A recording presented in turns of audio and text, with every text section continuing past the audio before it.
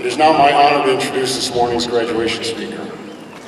A graduate of the University of Delaware and Syracuse Law School, Mr. Biden became one of the youngest people ever elected to the United States Senate at age 29, representing the state of Delaware.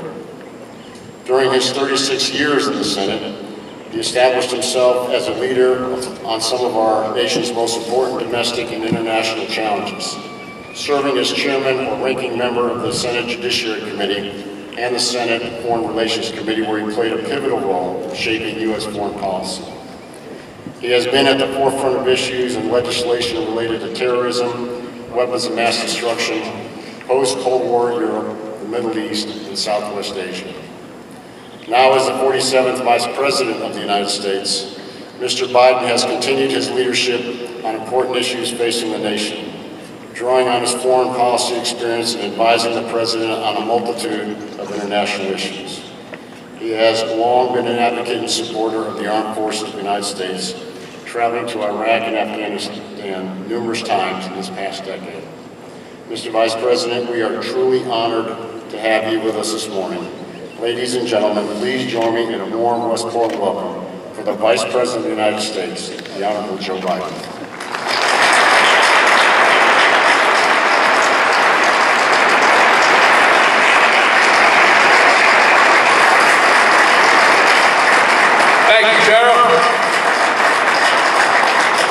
Class of 216, man, you're a good-looking bunch. I want to start off by acknowledging, although I'm Irish, I am not Dempsey and I cannot sing. I almost requested, though, Soup, I almost requested as I walked in and on my walk out today, I almost requested they play Tsunami. I thought it might really get the party started. I just wasn't sure this stadium could take it. But I did advise the Secret Service, I did advise them that guarding the BP motorcade to watch out for flying printers.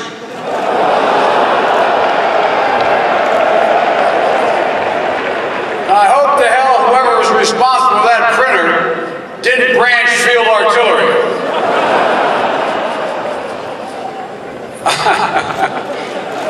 Y'all have earned a reputation. 1,000-person pillow fights.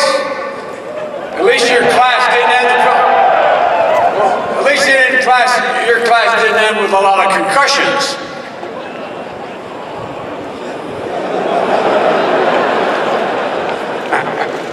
These younger guys aren't as quick, you know.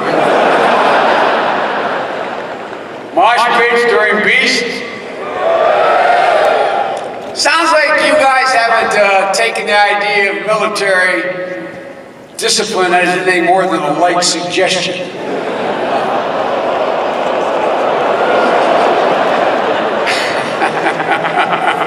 Ladies and gentlemen, distinguished guests, soldiers, officers, faculty, staff of the United States Military Academy, moms, dads, grandparents, brothers, sisters, welcome. Welcome, and thanks for welcoming me here. But I want to tell you, I have an ulterior motive. This is the second great opportunity I've had to do this. But there's a special part today that gives me great pleasure.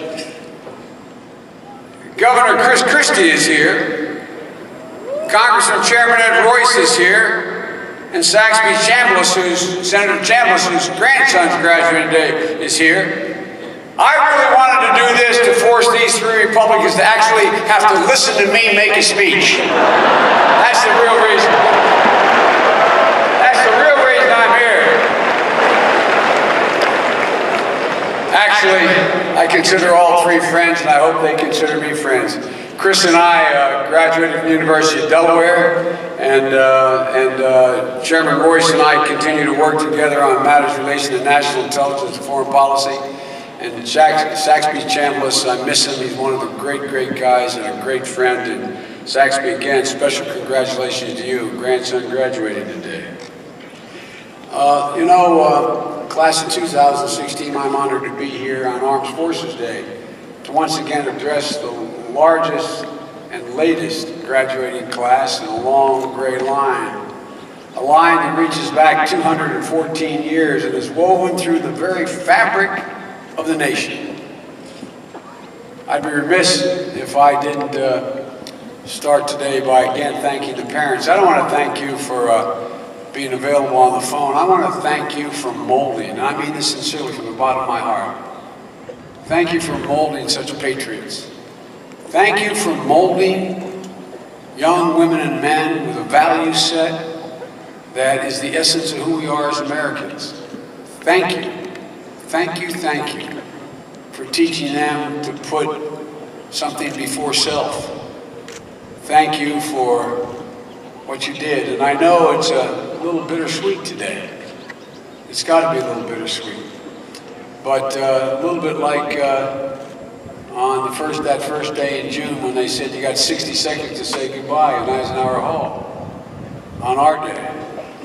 You know, I realize for some of you, today comes with mixed emotions, but I'm confident, all you parents and grandparents, that the overriding emotion is one of incredible pride in their unimpeachable character, their bravery, their unwavering determination, and in the accomplishments of your daughters and your sons.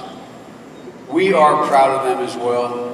But we're also proud of you, parents, and I mean that sincerely. Thank you. The nation thanks you.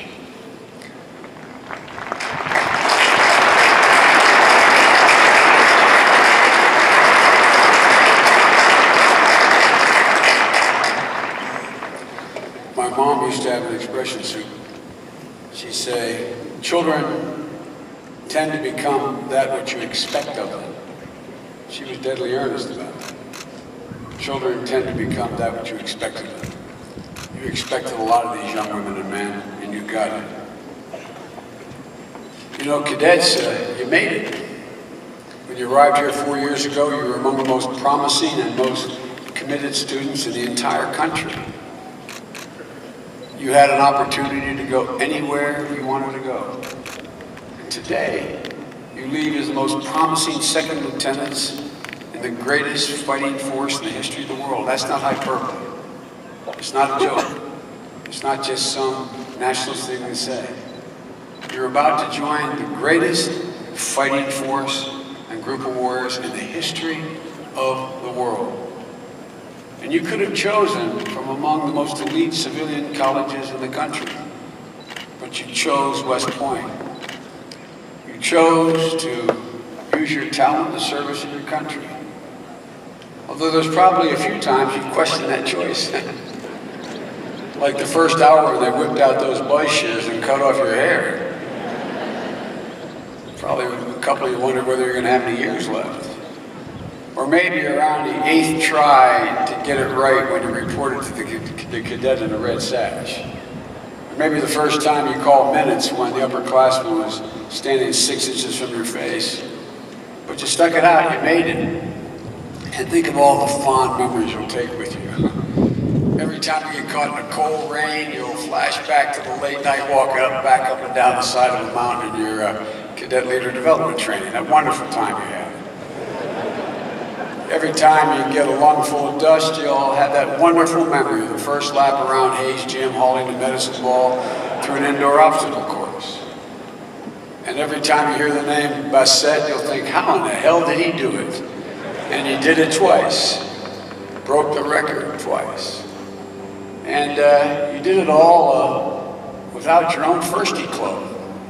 Talk about hardship, being jammed with the cows. I mean, what the hell? Soup, what's going on here, man? What'd you do? Do we have to get another appropriation or something here? Right? No, man. I don't know, man. Talk about hardship. But the results are self-evident. The United States Military Academy has forged you into warriors, strategists, and with a bond that will never be broken. For the rest of your life, and I've witnessed this in my 25 trips into Bosnia during the war, my over 20 trips into Iraq and Afghanistan, half a dozen, 9 times, I guess. It's amazing what I see.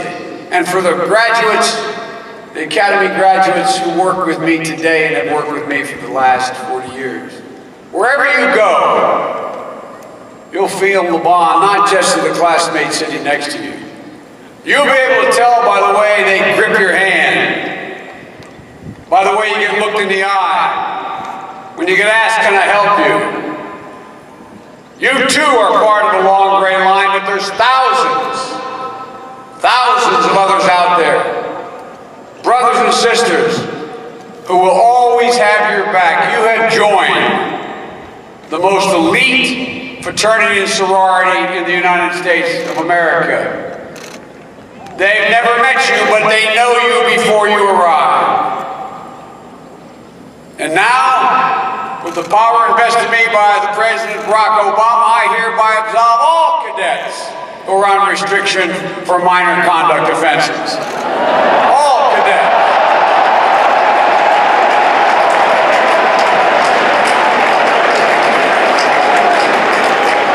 Damn, I wish they had that when I graduated. I could have really used it.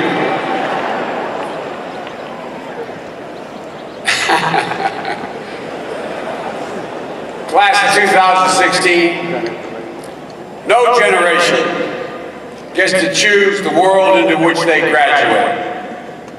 You enter a history that's already been written for you by others. Since 9/11, we've seen a generation of heroes step forward.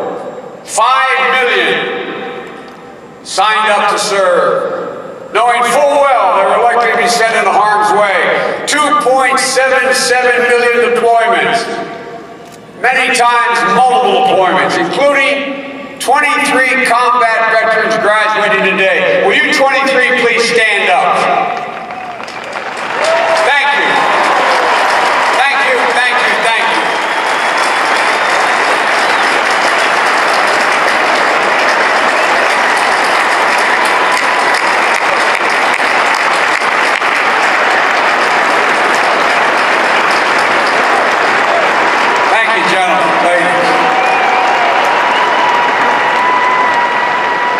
Something special about that. They've seen it. They've been there. And they said, send me, Lord, send me back. Let me go to the academy so I can go back and serve my country and my colleagues. But now it's your time to write history. It's a different world. Globalization, digitalization, artificial intelligence, failed states, stateless actors. And America's going to need all your skills to face this incredibly more complex and interconnected world. You're going to need every tool your predecessors possessed when they walked out of the Mikey on graduation day, but you're going to need more. And you've been trained to possess more. You're going to need to ensure the United States is prepared to deter aggression and defend America's interests in the face of regional powers.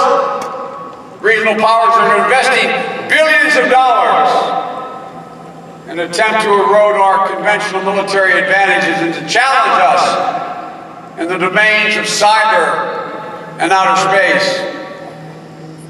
Yet you'll be still called to hunt down terrorists, insurgents, criminal networks whose barbaric tactics that are centuries old, but also have learned how to employ high-tech tools like drones and the internet. To fight the battles of tomorrow, you'll need to lead platoons of infantrymen and tankers and teams with next-generation technologies like unmanned systems and autonomous machines. You'll need to dominate the cyber realm as you do the physical one. You'll need to confront ISIL on the ground as well as online. They possess the most sophisticated recruiting tool in the history of the world. And as barbaric as their conduct, they've learned. The good thing and the bad thing about advanced technology is it gives immense power to stateless actors. Backstage, I got to meet and congratulate the cadets who brought home the win for West Point at this year's cyber defense exercise. You beat Navy, by the way.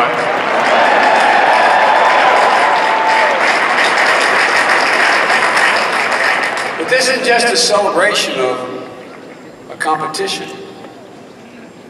They know, and every parent should know, how critically important their skills are to the future of our national security. When I was coming up, graduating into the Vietnam War, no one worried that someone 18,000 miles away might be able to knock out our entire electrical grid, or that a nation would develop the capability to potentially take out our satellites that affect the command and control, and the list goes on. But some of you will be soft forces, you'll lead special operators in clandestine and specific missions. Others will be in charge of building the capacity of emerging countries to improve stability and provide for their own security. Stability that we need improved because it undermines our stability when regions of the world are in chaos. And still others of you will have to manage the tremendous challenges and humanitarian crises posed by climate change, mass migration, and the spread of infectious disease. Your parents are probably saying, what is he talking about? Every single crisis we have faced, we turn to the young women and men you've trained. Ebola, other diseases, bird flu. Today, these challenges really stay distant. They go viral. You've been trained to be more nimble, more multidimensional. You understand that although we'll never hesitate when necessary to use our force to secure our vital interests, the United States is strongest when we draw on all the instruments of our power, including our economic might, our diplomatic reach, our developmental work, our networks of unparalleled alliances, our dynamic and innovative people. You know it, but they had to train you to understand all of it, all pieces of it. I was asked not long ago in an interview to name the 10 most consequential people I've met in my 42-year career. 6 of them were wearing uniforms. They weren't just warriors. They were diplomats in a uniform. All your knowledge and all your skills will be called upon, including your knowledge of foreign policy. You'll need to assess the underlying challenges that seed instability.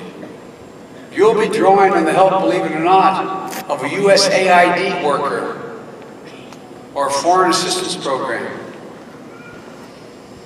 The great military leaders I've worked with over the last 40 years are not only warriors, I said they're diplomats. Whether on my dozens of trips, I think I was in 24 times into Bosnia, Herzegovina, and Kosovo. During that war, over 20 trips into Iraq, or multiple trips into Afghanistan. I've never been, every single time I've gone, I've been awed, General Milley, by the depth, I mean this sincerely, by the depth and breadth of the capabilities of these young women and men you train. I can't tell you how often I sit in the Situation Room. The President and I spend more time in the Situation Room than any other place, literally, not figuratively. Many times with General Milley. In video teleconferences, being briefed by our combatant commanders in the field. Listening to not only his judgment on the military situation, but looking to that combatant commander to give us a political analysis of the circumstances in the region and on the ground. It's not enough to know how many troops you're training in Afghanistan. It's critical to know what the Pakistani intelligence service is doing. And whether or not the President of Pakistan has any control. It's critical to know whether a body in Afghanistan is able to control solder in order to determine when you deploy, if you deploy, who you deploy. Is the government going to be able to hold together politically? Do we have the right partners at the table? But it's not just combatant commanders. Whether I've been in the upper Konar Valley in Afghanistan, or in Fallujah in the middle of the war, or in Pristina, or in Srebrenica, it's young second lieutenants making critical decisions. You'd be amazed, parents. I wish you could see these kids, these young men and women. I've been standing in the middle of an abandoned neighborhood in the Republic of Srpska, being briefed on all the homes, laid out like a development in the United States. Empty. This young captain is explaining what's going on. All of a sudden, there's a family coming down with pitchforks and axes. Literally, not figuratively. And he said, excuse me, at that time I was a senator. Excuse me, Senator. He runs 2 blocks. And he confronts this family coming down the street. They turn around and go back. I asked him, what was that all about? He said, sir, they're about to go to that corner house. A group of Bosniaks moved in when the Serbs abandoned it. They're coming back to claim their house. I said, what'd you do? He said, well, the first thing I could think of doing was tell them, give me a couple hours, I'll get them out of the house into another abandoned house and get them their house.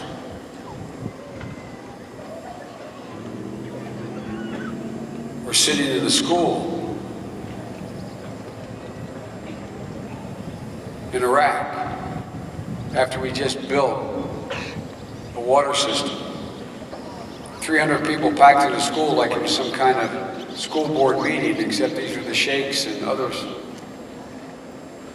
And a young first lieutenant standing there running the meeting as if he were a local elected mayor, literally keeping a war from occurring on those streets by deciding how to get a PCV pipe under a road into another neighborhood which wasn't supposed to get the water.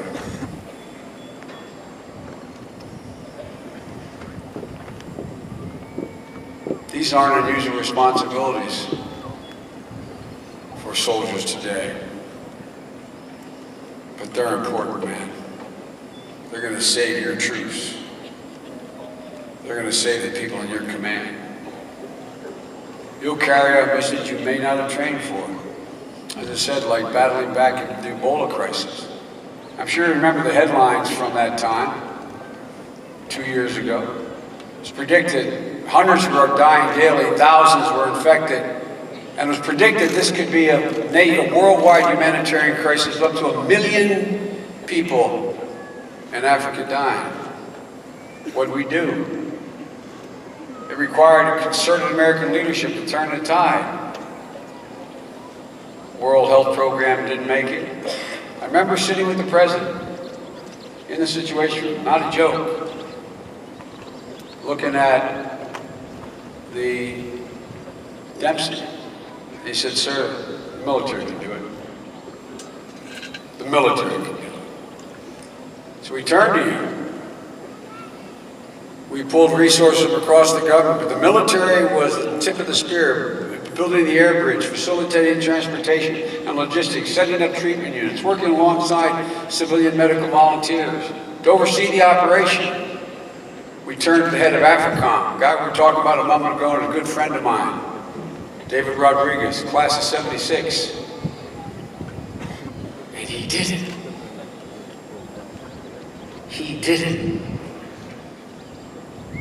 To kick off the operation in Libya to keep our troops safe, returned first to Major General Darrell Williams, class of '83.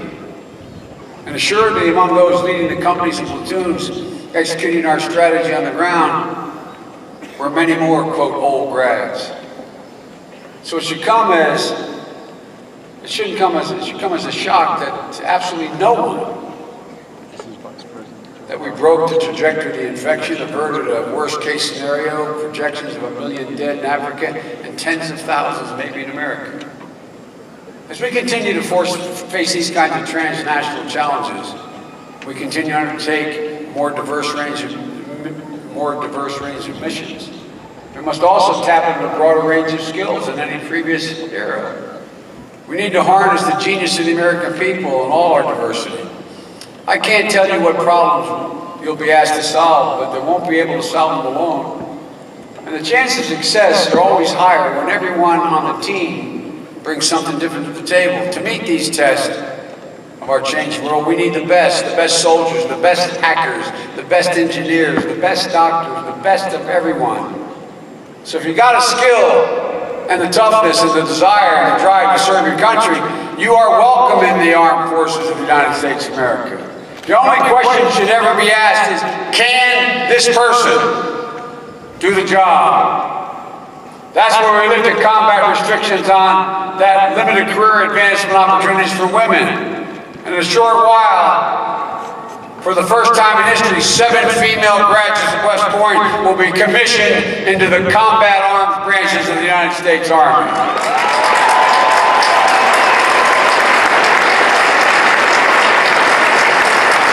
As the number of women rise to West Point, and General Mamili, when I was a young senator, 30 years old, I was among the first people to ever appoint a woman to West Point, and God, did it cause a firestorm. Oh, you think I'm kidding? It's not. But I knew then what you all knew now. We have to raise and open more opportunities. I expect we'll see more and more women follow into the infantry armor. And the numbers going up. By the way, 16% of your class is women and 22% of this plebe class this year is women. Having women and men together in the battlefield is an incredible asset, particularly when you're going to be asked to lead teams in parts of the world with fundamentally different cultural expectations and norms. You've been trained here by your professors and teachers to know that certain things you can do in villages in Afghanistan, you can't do in Iraq, that you can do in Syria, that you can't do in Mali. It matters. We can't afford to leave the talents of any individual on the sidelines. The needs are too great, our challenges are too large, and that's why we ended the politics of discrimination against the LGBT members of the armed services with discarding Don't Ask, Don't Tell. Ladies and gentlemen, E.J. Coleman, your first captain of class president, is only the 3rd cadet in the history of West Point to hold both those roles. His name will live alongside John J. Pershing's and Pete Dawkins as the only other 2. And not long ago, he took the lessons you've learned here about being authentic to heart and had the courage to publicly come out to General Castle. 6 years ago, E.J. would have been discharged from the Army, and we'd have lost an incredible talent. Thanks for your courage, E.J., for your leadership, and I expect we're going to hear big things from you, pal. There's another benefit. Having a force as diverse as our nation, one that I've seen over and over as I've traveled the world. America is strongest when we lead not only by the power of our example, but by the example of our power. My son, Major Bo Biden, who I lost last year, was the Attorney General of the state of Delaware. At the same time, he served in the Army National Guard. In 2008, on condition that he would not be associated any longer with his office, he was given permission to join his unit as a brigade trial counsel in Iraq. A year later, he came home a decorated soldier, awarded the Bronze Star of the Legion of Merit, the Delaware Conspicuous Service Cross. For Bo, everything was about service. And the first time he deployed, it was as a civilian before 9/11. He volunteered as a federal prosecutor to go to Kosovo in the middle of that war to help set up a criminal justice system. And while there, I went over to visit him. And I was going up to Fort Bonsteel, which was just being built. And as we drove up a rugged road out of Pristina on a hill with our tires spinning with a Kosovar driver, we got halfway up the mountain. They're literally cutting the top of the mountain off to put on an airfield and barracks. And my Kosovar driver turned back to us and looked out the window. He looked up and he said, "America, America." And he was talking about the cranes and the phenomenal engineering capability. This is an absolutely true story. My word is abide. And I turned at the post. We had a red and white post covering this mud road. And I pointed to the people standing next there by the shack. I said, "No, that's America." There was a sergeant who was an African American. Standing next to him was another sergeant that was Hispanic. Standing next to him was a lieutenant, was a woman. Standing next to him was a one-star black general. I said, "That's America." And until you understand it, you'll never have peace. Think of the places we're being sent to fight. They're in countries that are divided based on ethnicity, religion, race. So our example matters. In so many places, so many people, you are the face of this generation. I have my schedule in my hand every day. At 5 o'clock, my office calls the Department of Defense, and there's a little black box here. And it says Daily Troop Update. And a list, the number of troops died in Afghanistan and Iraq. It's 6,745, not 6,700. 6,745. Because every one of those fallen angels represents a whole community back home. U.S. troops wounded, 52,392, not over 53,000. And over 300,000 coming home with unseen wounds. We have an obligation to treat the rest of their lives. How powerful a message when the face that we show truly reflects how proud, how inclusive, how awesome our ideals are. That's America. So class of 216, I've served in high public office for over 40 years. I've worked with 8 presidents, 14 secretaries of state, 16 secretaries of defense. And I've observed whenever our nation is facing tough challenges, whenever the stakes are highest, we turn to the United States military and the United States Army. Whether it's fighting terrorism, training our partners, reassuring our allies, halting the outbreak of disease, or providing humanitarian relief, we call you. And right now, the stakes could not be higher. We have to keep America safe, both at home and abroad, Americans. We have to protect the arteries of global commerce that are the lifeblood for our economy. We have to defend universal human rights and stand up for our values against those who seek to erode democracy around the world. And mindful of all the sacrifices we honor next week on Memorial Day and the remainder of every day, we're counting on you. And it's not hyperbole, we're counting on you to lead America's sons and daughters wherever we send them into harm's way. Our country is entrusting you with an incredible responsibility, because we know that whatever challenges lie ahead, you're up to it. You're better equipped, you're more diverse, trained for success. Like every West Point graduate ahead of you, you now mark the 72,800 graduate from this great place. You're tough as nails. I can't predict everything that will be required of you in your careers, but I do know that'll be the most challenging and most rewarding work you could ever undertake. I know it will require the best of you, and I know without a doubt that each of you will rise to the occasion. Few people your age are ever put in a position of leading so many so early in your careers. Think about it. Imagine if you went into the corporate world. Can you imagine any corporation giving you control of as much billions of dollars worth of equipment? Men's and women's lives. Happens nowhere but here. Your soldiers will not all have the same personal histories, but like all of you, they will have decided, because as a volunteer army, they're dedicated, prepared to defend their country. They're going to look to you. Shortly, when you're going to be looked to for your example, how you lead, how you treat them. You'll be their counselors and confidants, and some will be considerably older than you. You'll care for all of your soldiers and all of their families. This is going to require not only a sound mind, but a great heart and a real dose of humility. Class of 2016, you've chosen the motto that embodies the core of West Point training. With honor, we lead.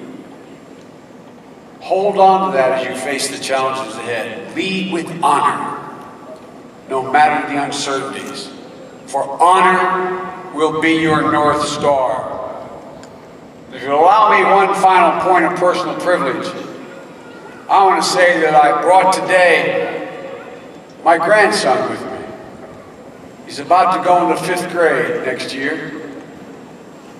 He's the son of my deceased son. I brought him with me when I spoke here 4 years ago because Bo's military service was among the things he was proudest of in his life. At the end of the ceremony, you all throw your hats up. Without my knowing, little Hunter, then 4 years younger, ran out and grabbed a hat. We were riding back in Air Force 2 afterwards. He looked at me and he pulled it. I said, "Pop, I'm going to West Point. I'm going to West Point."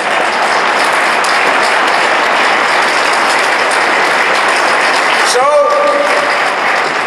there's only one thing I can say. Go Army! Beat David! Ladies and gentlemen, it's been a great honor to speak to you today. I'm proud of you as we all are. God bless you all and may God protect our troops. Thank you.